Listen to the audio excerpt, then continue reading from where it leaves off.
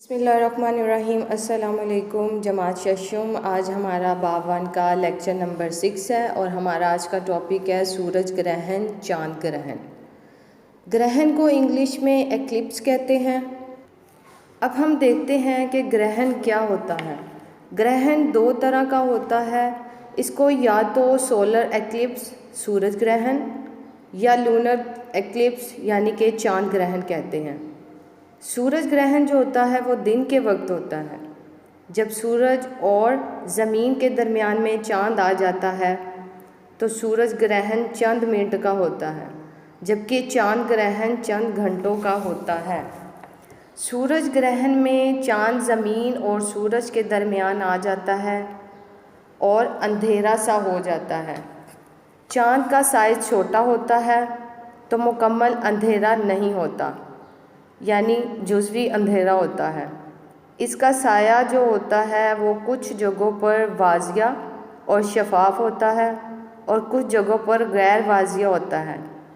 सूरज ग्रहण जो है वो दिन के वक्त सूरज कुछ देर के लिए काला हो जाता है।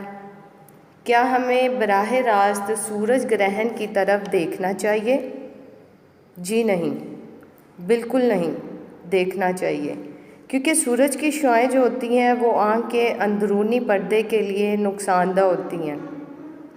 तो हमें सूरज ग्रहण की तरफ बिल्कुल नहीं देखना चाहिए, जिससे हम अपनी आँखों को नुकसान पहुंचा सकते हैं।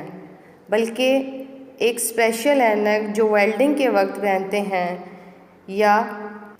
या स्पेशल दूरबीन से सूरज ग्रहण को देखना चाहिए। इसी तरह हम देखते हैं कि चांद ग्रहण 14 तारीख को लगता है, जब ज़मीन सूरज और चांद के दरमियान आ जाती है। ये घंटों पर मुश्तमिल होता है और चांद पूरा अंधेरा यानी कि काला हो जाता है।